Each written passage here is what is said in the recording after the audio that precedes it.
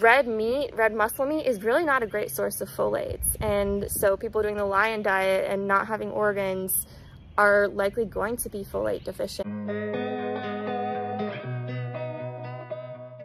Hello my friends, my name is Rachel. If you're new here, welcome. I'm sharing my journey to healing from years of severe chronic illness through animal-based nutrition and nervous system regulation. So I did a really strict carnivore diet for almost a year and a half, as many of you know, and during that year and a half, for about 8 months, I was doing an even stricter version of the carnivore diet called the lion diet, where I was only eating ruminant meat and salt. And for me, that actually wasn't the best diet. I felt that I actually improved when I started to not be as strict. And so I think everybody can be different in that regard. I'm now doing more of an animal-based or a Weston A. Price diet approach, and I'll share more about that in the future, but I took a break from YouTube for a while, and there are some things that I want to catch you guys up on with my carnivore experience. So these next few videos will be kind of about things that I encountered while doing the carnivore diet, whether they be positive or maybe negative in some way. Just know that I am not here to criticize the carnivore diet or to discourage people from doing it in any way. I think it's a good tool, but I think it's also important to realize it's not a perfect diet, and it's not the best diet for every person. And I want to be real about my experience with carnivore and share that I did have hiccups along the way, and I did have things that didn't go quite right. And so in this video, I'm going to be talking specifically about folate deficiency. So when I was doing the carnivore diet, I got some blood tests done about, I don't know, 6 or 8 months in March of last year. And during that time, my folate levels were less than 2, which was considered to be very low. And so I was folate deficient. I'm not saying that necessarily the carnivore diet was what caused my folate deficiency, because I had signs of folate deficiency even in my teenage years. And so I'm not saying the carnivore diet causes folate deficiency, but I think it actually is very common for people to be folate deficient, especially if you're doing the lion diet. And Mikhaila Peterson recently shared that she is deficient in folate, and she's been doing the lion diet for 5 years. And that didn't surprise me at all when she shared that. I really like Mikhaila Peterson, and I think she's great, but I personally don't think that the lion diet is necessarily the best diet. And I think it's kind of promoted as like the superior diet to all other diets, and for me it hasn't been that way at all. So at that point, when I realized that I was folate deficient last spring, I started making more of a conscious effort to try to add in more raw liver and stuff like that. And I know when I say this, I'm probably going to get people commenting saying, oh, you know, vitamin A toxicity, whatever. I'm not having like a crazy amount of organs or anything like that, just like a little bit each day, enough to kind of be like a multivitamin.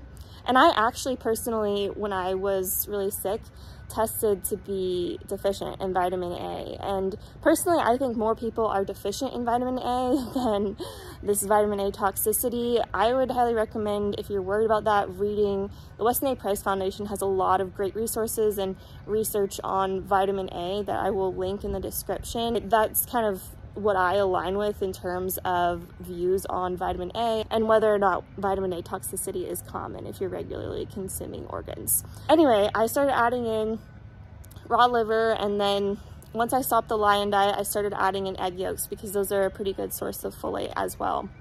And then, let me check here. I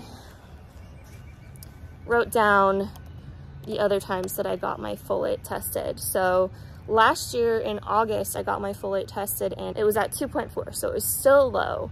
And then last December, I got it checked as well, and it was at 2.8. And at this point, I was being pretty conscious about trying to incorporate, you know, raw liver regularly or taking organ supplements regularly. Once I realized my folate was still low this past December, I decided to make a really conscious effort to eat eggs every day and to have some sort of, whether it was raw liver or liver capsules, every day. And I just got my folate retested last week and it has tripled. So my folate is now at 7.2, so it's well within the normal range. I believe the normal range is like 3 to 17, but I'll put it up on the screen here. And so I was really excited to see that. I didn't expect for it to increase so much over just a couple months, because even from March of last year to December of last year, with me trying to increase folate in my diet, it still only went up just a tiny bit. And part of me has to wonder if it has something to do with me going off of the carnivore and going to more of an animal-based approach and also adding in some fruit. I don't know, I just think it's interesting timing that my folate tripled pretty much exactly in the time that I started coming off of a strict carnivore diet. As someone that wants to be a mom in the future, I wanted to make sure that my folate levels were healthy before considering becoming pregnant and becoming a mother. I just think that folate deficiency is something that should be considered more when it comes to the carnivore diets. And red muscle meat is really not a great source of folates. And so people doing the lion diet and not having organs are likely going to be folate deficient.